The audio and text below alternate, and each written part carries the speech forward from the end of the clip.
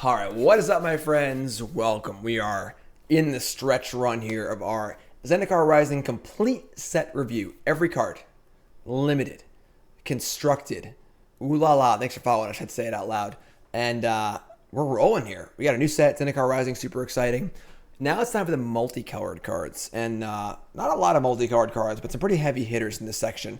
And I'll remind everyone, of course, check out the sponsors: CoolStuffInc.com, Cardboard Live, BCW Supplies, Co-host Apparel .shop. Check them out.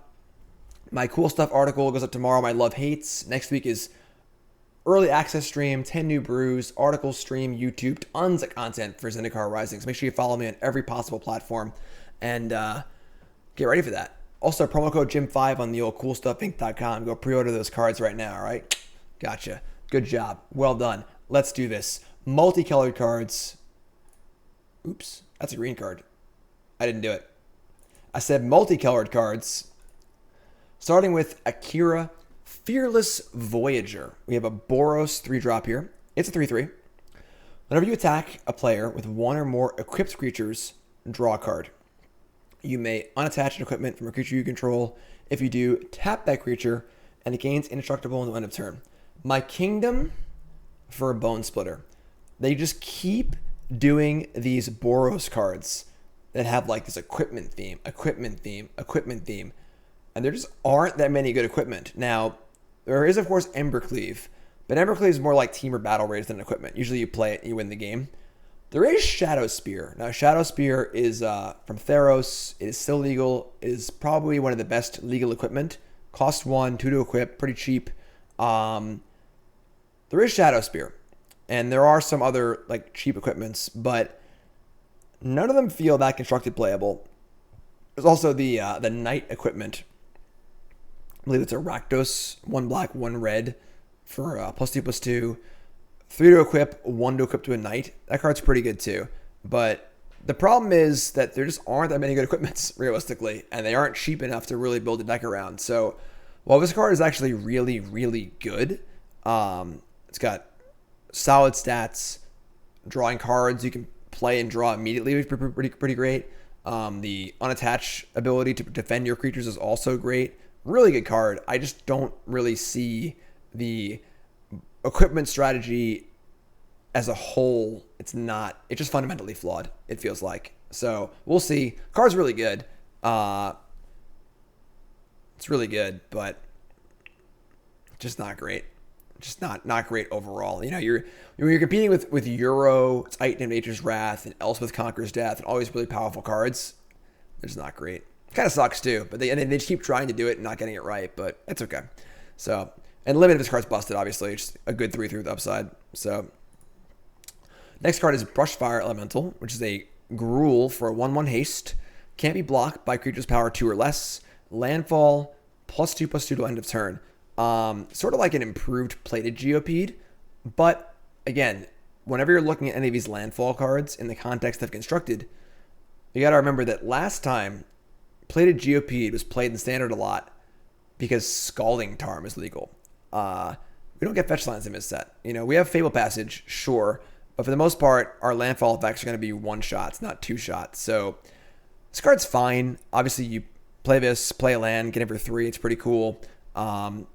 Has a reasonable amount of evasive properties, but face value, it's a 1/1 for 2, which is not great. So for some sort of, real all-in landfall deck, definitely playable in that deck, but not playable otherwise, and we'll see if that's actually a thing or not. Euro is legal, so some sort of team or landfall deck could be a thing. Obviously, Euro is really, really good, but it's fringe. Risen Reef, that's true. That card's gone though, right? The card rotates. Cleric of Life spawn is a 2/2 cleric for 2. Vampire Cleric, or Zob mana. Whenever another cleric enters the battlefield, you gain 1 life. Whenever you gain life for the first time each turn, put a counter on cleric. So this is sort of like a Soul Warden, a Johnny's Pridemate split card. There's some stuff going on here. This is a card, honestly. There's some cool cleric cards in this set, and there's a really good demon. Some cool aristocrat stuff going on. This card can make waves. Obviously, Giant's Primate is a pretty reasonable card. And the fact that this does both it's a Soul Warden and a Giant's Primate together. You can't scale up a million times. It's only once a turn. It's still good, though. So definitely a solid card here. If there's some sort of playable Vampire or Cleric deck, this could definitely be a thing. But it is obviously a pretty tight synergy card. We're not really, Heliod's still legal. Very, very true. Very, very true. So it's a card. Grakmaw. First off, we get a hand for Grakmaw. Best name in the set. Grakmaw. Just sounds cool. Grakmaw. So Grakmaw, Skyclave Ravager, is 3 mana for a 3/3 with counters on it. Whenever another creature you control dies, if it has a counter on it, put a counter on Grakmaw. Then when Grakmaw dies, you make an XX black and green Hydra token, or X is the number of counters on Grakmaw. This card's real good. Like real good. This is basically just a 3/3 that dies and make a 3/3. And then you have a bunch of other things happening too. Obviously, it's legendary, so you can use Legend Rule like Annex to make another copy. And then if you're playing this in a synergy deck with other counter stuff, this is just great. So I think this card's really, really good. Don't discount this sort of, Sprouting Thrynax, Rotlung Reanimator kind of card where you play it and they kind of have to kill it because it's really good. But when they kill it, you just get a replacement creature anyway. This card's sweet. And the creature itself has counters on it too. So definitely could see some sort of Abzan, Conclave Mentor, +1/+1 counter deck being a real thing in this set. Nice Heartless Act too. Heartless Act. Yeah, this card's really, really good. Honestly, in contention for best in show. For those who don't know, we do a best in show for every section here. Real good card. Real good card. Oh, sure. You're right. Heartless Act can remove the counters, thereby killing it and making you not get a creature. You're correct. You're correct. I was not looking deep enough into it. I am dumb. I am dumb. Kargan War Leader. I discussed this card in my article tomorrow, my love-hate article. Long and short of it is, Lords aren't good and constructed. People love Lords so much, they're just not good. If all your creature does is pump your creatures, you should get blown out in combat. Requires a critical mass. It's just not great. There aren't a lot of good warriors. A 3/3 for 3 is much worse than a 2/2 for 2. Great limited card, for sure, but just not really what you want to do in constructed. Poor Boros, Boros just gets the short end of a 6 so many times. 2-mana Lords are okay. They are not draws. They are okay. You play them sometimes. You don't play them sometimes. They're just fine. They're just fine. Kaza Royal Chaser. Supreme Phantom is a 1/3 and has flying. So a little more than just a 2/2 for 2 with, so. Kaza Royal Chaser, literally surfing on the Royal. It's pretty cool. Blue-red for a 1/2 human wizard legend flying haste. So stats are okay. Tap. The next instant or sorcery you cast this turn costs X less to cast, or X is the number of wizards you control as his ability resolves. This card is really weird. At first glance, you see legendary 2-mana Izzet creature, and you're like, oh, it's a prowess card. But it's not really a prowess card. It's more of almost like a ramp card. But the problem is if you put big spells in your deck, and then you don't draw this card, you can't cast them. It kind of looks like Goblin Electromancer, but it doesn't have the velocity Electromancer has. So Goblin Electromancer allows you to play Cathartic Union for 1, draw some cards. Throw the possibility, draw a bunch of cards. Lightning Strike, 1 mana, 2 mana spell for 1, 2 mana spell for 1, 2 mana spell for 1, and kind of go nuts. You can't do that with this. It's just like a one shot deal. And it's also like a 1/2 flying haste, which is fine. Just don't think this card is good. Izzet is typically spell-based. Izzet decks are typically about a bunch of small spells, not about a big spell. And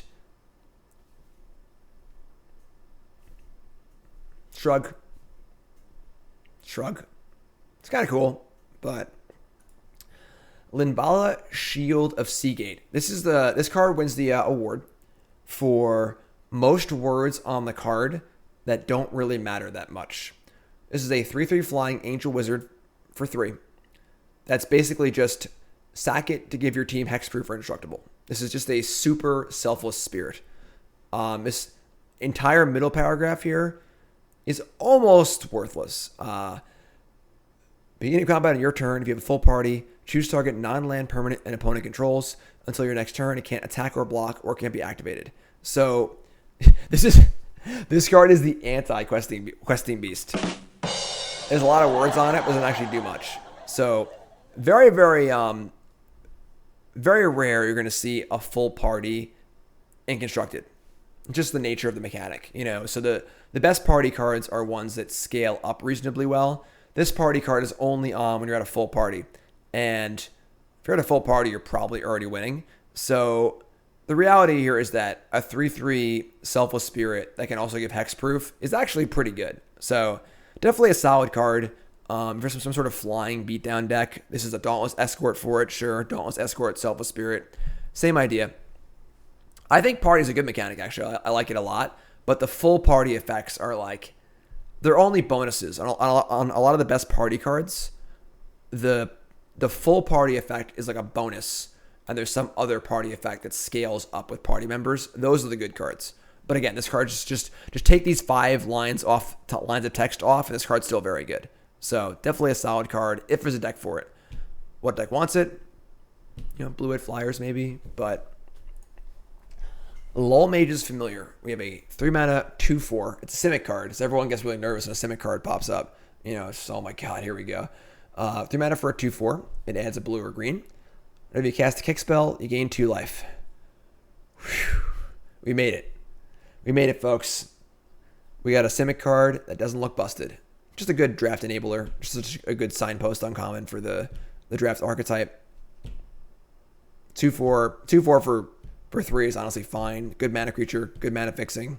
Not fixing, but and then a little extra value. Just good solid draft card. It's a good solid draft card. Moss Pit Skeleton is a Golgari 2/2 for 2.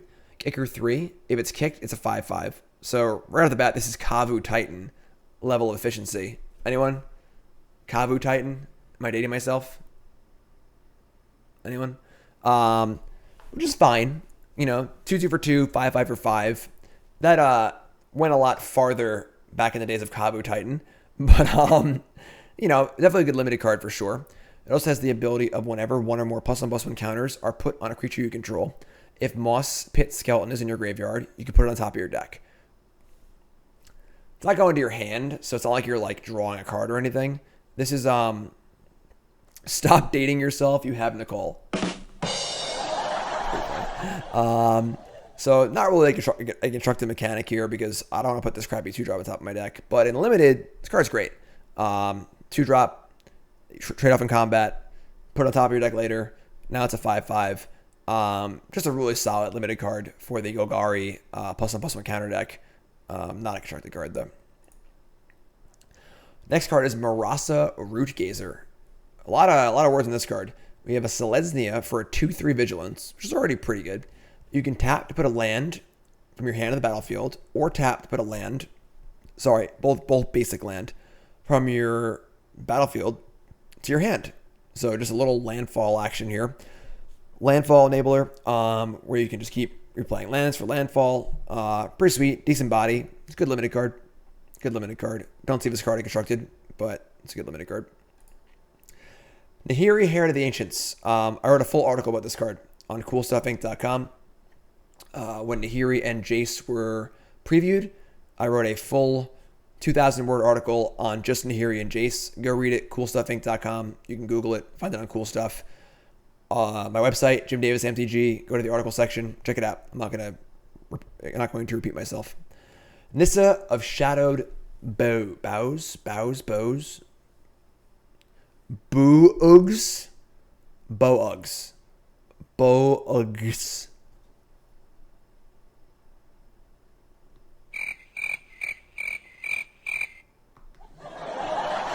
Nissa is a Golgari Planeswalker. 4 mana, 4 loyalty. Landfall. Whenever you landfall, you put a loyalty counter on Nissa. That's pretty good, honestly. So Nissa keeps going up. Nissa goes +1/+1 to untap a land you control, and you can make it a 3/3. You may make it a 3/3. You don't have to. With haste and menace until end of turn. So Nissa is sort of like a haste 3/3 menace. That's every turn, obviously. And with the loyalty always going up, it's kind of hard to kill. So Precious Planeswalkers really, really well. Decent sticky threat as far as against wraths and stuff like that. So definitely a good threat. Then it has it's not really an ultimate ability because it's -5. You can use it almost immediately by playing a land of zombify a creature with mana cost less than or equal to the number of lands you control. Onto the battlefield from your hand or a graveyard. So any graveyard with 2 +1/+1 counters on it. So pretty good. I mean, kind of like a Liliana-esque effect, honestly. You can just put a creature in, steal from their graveyard, your graveyard, and again, you can just play this landfall and then just use it immediately. It makes it only a spell, which is kind of because then the Nissa dies, but oh, it's your hand or grave. Got it. I missed sure. So it's only your graveyard. My apologies. It says your hand or space and then graveyard. Yeah, you're right. You're right.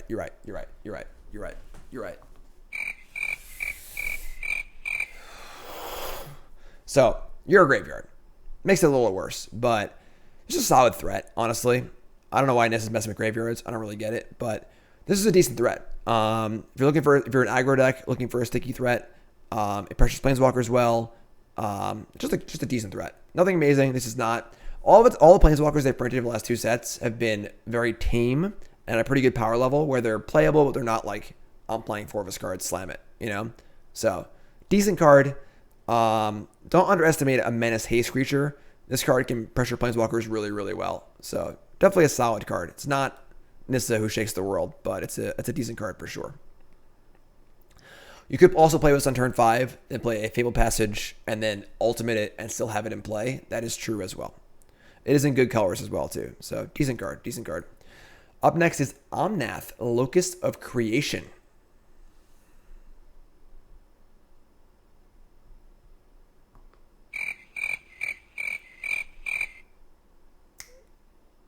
Elemental. Just an elemental. Red, green, white, blue. 4/4 comes into play, draw a card. That's pretty good baseline, honestly. It's legendary elemental. It's obviously very hard to cast, but a 4/4 cantrip is a great place to start. Landfall. A little weird here. So landfall. For the first land you play, gain 4 life.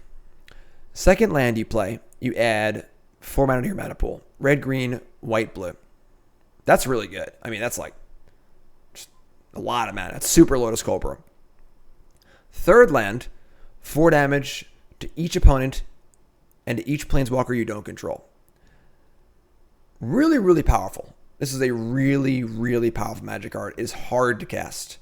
But if you're able to keep playing lands over and over again, whether it's Euro, Fable Passage, bouncing lands, whatever it is, Harrow, sure. This thing can do some pretty dirty stuff. Very, very powerful card. Not sure where it goes exactly. It can't kill creatures, it's true. It only targets opponents and planeswalkers. If it could target creatures, it'd be insane. Like insane. But still, gain 4 life, add 4 mana. Pretty good. So, mana fixing, there are triomes. This card is definitely very castable. Lotus Cobra, of course, as well. This card will see play for sure. This card will definitely see play. We got a solid card here. Where's it go? Not sure. But there's a lot of power here. A little hard to use, but yeah, Lotus Cobra, Euro, this card, and lands. And you've got a pretty decent shell for sure. Definitely a pretty good threat. Solid card. And limited if you can cast it, it's phenomenal, obviously. Just a 4/4 that draws a card and gets 4 life every landfall is pretty great. So, Ora, Skyclave, Hierophant.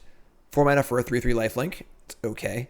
Whenever it or another cleric you control dies, return target cleric card with less than mana cost from your graveyard to the battlefield. So now, if the cleric deck in standard is some sort of aristocrat, sacrifice stuff deck, this could be a nice engine. This could be you sack a 3-drop, get a 2-drop, then you sack a 4-drop, get your 3-drop back, and get your whatever. You can do some stuff with this for sure. There's no limit. You can keep doing it over and over again. This card could be sneakily good. Again, I don't know if that sort of aristocrat really works. I haven't laid any decks out yet, but there's some power here for sure. Body's okay. A lot of death triggers. Bring this back, bring that back, bring this back, get that back. So there's some stuff here. Is this card insane? No. Is this card a possible good piece for a Cleric Sacrifice synergy deck? Yes. Is this card playable? Yes. So keep an eye on it. Again, we've seen some cool Cleric cards. Priest of Forgotten Gods is not legal. That card's gone. Oven is still legal though. So we still have Oven and Village Rites, other things. We'll see. We'll see. Up next is Pilath, World Sculptor. 6 mana for a 5/5. Not exactly Avenger of Zendikar, but pretty damn good card here. I'm not going to lie. This card's really, really good. 6 mana for a 5/5. When it ETBs, you get a plant token for each basic land you control, which is awkward because you're playing a lot of colors, probably playing a lot of non-basics, but unlike Avenger of Zendikar, you don't need a ton of plants. Avenger, you want to get all the plants possible because every land drop pumps them all. This landfall trigger is put 4 +1/+1 counters on a plant you control. So if you only make 2, you can still just pump that one up, pump this one up, pump that one up, pump this one up. So this card is really, really good. Again, puts this in a deck with Euro and Lotus Cobra. Kind of builds itself, honestly. This card is definitely a constructed card. This will see a good amount of play in Standard. You're not sleeping with this card. This card is quite good. All right? Quite good. Real good top-end threat. Just a good card. Just a good Magic card, folks. Just a good Magic card. Not best in show, but just a good Magic card. Up next is Ravager's Mace. 3 mana equipment. Comes into play, goes on the creature. Equip creature gets +1/+0 for each creature in your party and has menace. Equip cost 4. That's bad. That's bad. This card sucks. This card should cost 2 and equip for 3. Not a good card. Good limited card. Sure. Good limited card, but yeah, pretty stinky. A little on this card. It does auto equip, but I mean, if you have one party member in play, and the problem is with all these equipment and party do not play well together, right? Party wants you to go wide with lots of creatures. Equipment wants you to go tall with one big creature. One big creature ain't a party. I guess it could be, but so this card sucks. Just bad card. Bad card. Soaring Thought Thief. I'm kind of down with this card. This is a pretty solid card. Blue-black for a 1/3 flash flying. So stats are already pretty good. As long as your opponent has 8 or more cards in the graveyard, it's a rogue power lord. So rogues get +1/+0. Whenever 1 or more rogues you control attack, each opponent mills 2 cards. So there's a lot going on here. Obviously, the rogue theme is all about getting them down to 8 cards in their graveyard, which obviously is a joke when Euro is involved. We know, we get it.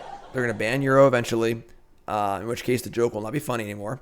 But this card's good, and it's very important to note, Drown the Lock is a legal Magic card in the Standard format, and Drown the Lock's a pretty good card. So you get some value out of just end-step flashes in, untap, attack, mill 2. Now your Drown the Lock is on. There's a lot of other rogue cards that also kind of flip with Slitherwisp and the other flash cards too. So this card is good. Again, the big problem is Euro. Drown does not rotate. Drown is in Throne of Eldraine. Of course, the problem is Euro. So they ban Euro of this card and the rogue mechanic I think is very, very good. Until then, it's kind of a sick joke. But I'm going to try it. I'm all about it. Definitely think there's something here for sure. For sure. Next up is Spoils of Adventure. Basically, Sphinx's Revelation. It's got Affinity for Party. 6 mana, gain 3 life, draw 3 cards. Again, this card's kind of cool. Great limited card. Phenomenal limited card. But your creature party deck is not going to want to spend 4 mana at instant speed to draw 3 cards. you want to play more creatures and push your theme. So everyone is very happy in the art. Maverick, thanks for sub, appreciate that. But yeah, so not really a constructed card. When I first saw this card, I wasn't sure if Mutavault would account for your entire party. If that was true, this card's busted. Just play it in Pioneer and just instead activate Mutavault, cast this for 2. But it doesn't work. So for 6 mana, not good enough at all. Jeskai Adventures, I mean, maybe. Like, if this costs 4, it's certainly a good card. At 4 mana, this card's good. At 3, it's great. At 5, it's good in draw go. That's basically it. But not really a great card. Umara Mystic. 3 mana for a 1/3 flyer. If you cast an instant sorcery wizard, it gets a +2/+0. Just like your standard prowess threat. Not good enough for constructed. I don't know if the prowess deck really seems super supported in limited, but it counts wizards too, so just a solid draft card. It's gonna be a 3/3 flyer a lot of the time, so just a card. Verizol, the Split Current. Blue-green X. I know. I'm getting nervous too. You see a Simic card and you try to get that feeling in your chest, you know? Oh my god. Hydroid Crisis. Euro. Growth Spiral. Oko. You know, it all comes flesh. It come back. I'm scared too. But we'll keep reading. Verizol, the Split Current. Blue-green X. Legendary creature Serpent. Enters the battlefield with a +1/+1 counter on it for each mana spent to cast it. So, not X. It's X +2, basically. So you spend 3 mana on it. It's a 3/3. That's pretty good, honestly. So, right off the bat, it's basically just a Stonecoil Serpent. It's a little harder to cast, where you're just scaling up, 2 mana 2/2, 3 mana 3/3, so on and so forth. Whenever you cast a kicked spell, you may remove 2 counters from it. If you do copy that spell, you may choose new targets for the copy. I mean, again, need to look at some of the kick spells. Obviously, Blood Chief's Thirst is good, but in a historic copy, Fight with Fire. Yeah, if you have 100 million mana, sure. It's a good Volcanic Hammer. It's true. That's true. Where's the part where you uncounterably draw 1,000,000 cards? Anyone? Yeah, so definitely, it's kind of a cool card. It's pretty decent on rate, but I don't think there's enough good kicker spells to make this card good and constructed. So, great limited card, though. Obviously, phenomenal limited. So, it's a card.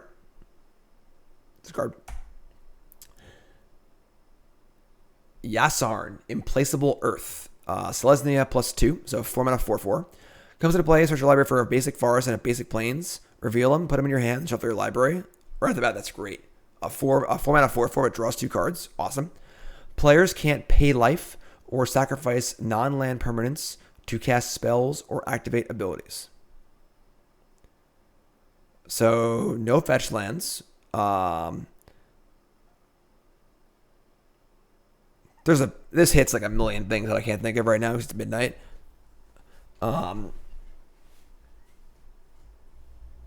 Fabled Passage. It's non-land. I'm sorry. You're right. So you can't cast Force of Will. Can't pay life or sacrifice non-land permanents to cast spells. So, Chromatic Star? Oh, yeah. Can't pay life. So it does stop fetch lands. This is a really confusing ability.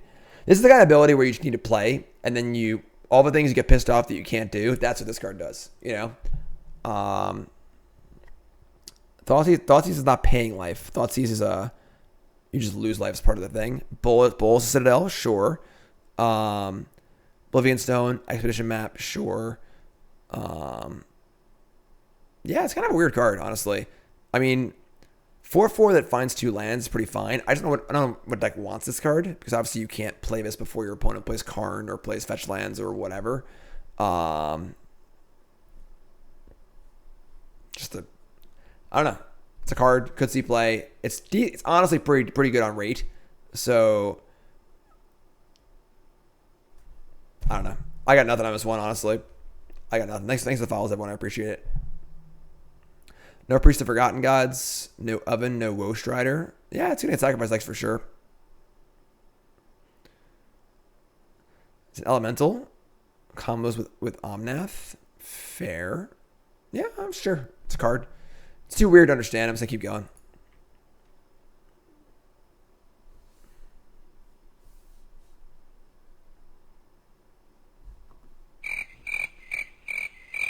It's boring.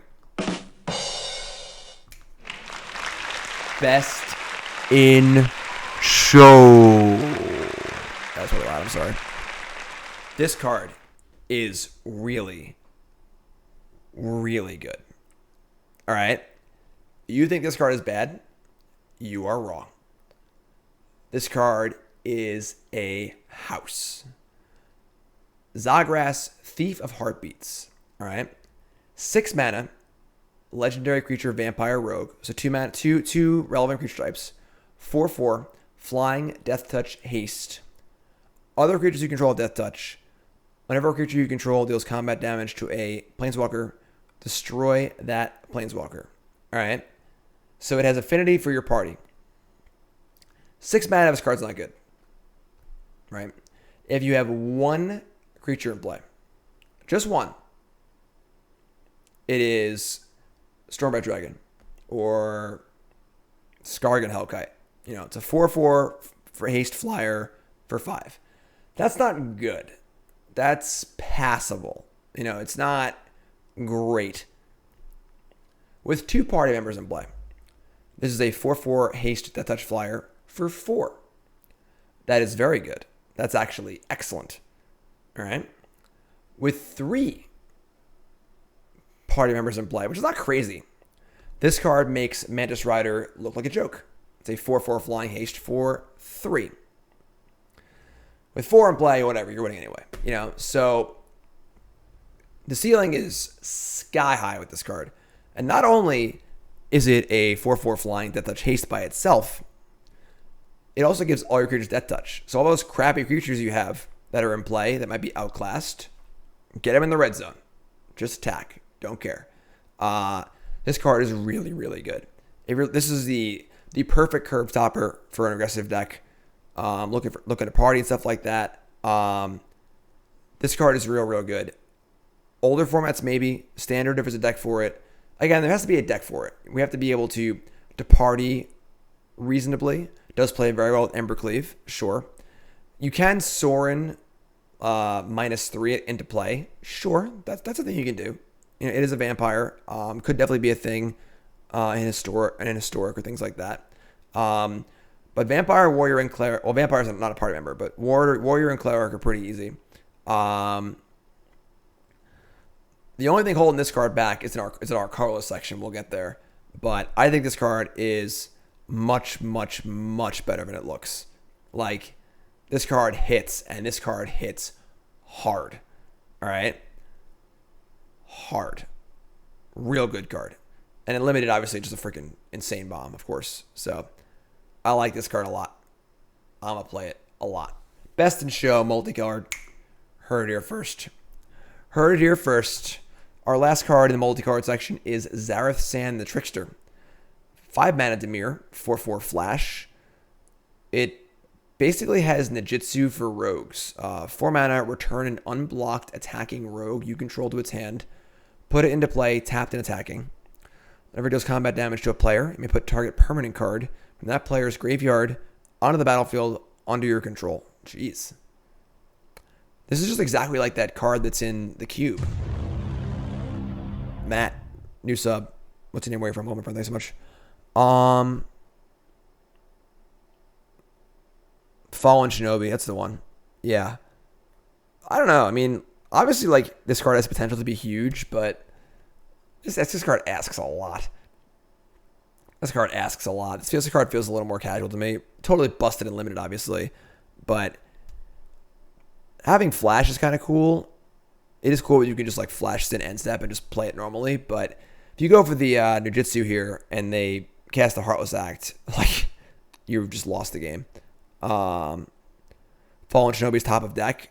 Yeah, I mean, the thing is, your opponent has to have things in their graveyard too, and if they have Euro, they're going to empty their graveyard. So, the rogue mill people really don't like Euro. Just got to throw it out there. All right. Yeah, I don't think his card's that good. I don't think any cards. Just take the Euro. Just take the Euro. Yeah. This is like high ceiling, low floor kind of card. I'm not usually super interested in. Not too big on it. Obviously busted and limited, but just ban Euro. Yeah, just ban the European Union. You know. So that's multicolored. We got one left, folks. We got the lands and the colorless cards. What are your thoughts? Best card in multicolor. Let me know. Like, comment, subscribe, watching on YouTube, watching on Twitch, make sure you hit that follow button. Lots of new follows. Appreciate that. Thanks so much. It is September too, so discount subs. We're almost there, folks. Like, comment, subscribe. YouTube, I'll see you for colorless and lands, all right? Follow that playlist. If you missed any of this, it's all going to be up on YouTube tomorrow morning. Also, article tomorrow, coolstuffinc.com. My love hates for the set, where I go more in-depth in the cards I think that are over and underrated.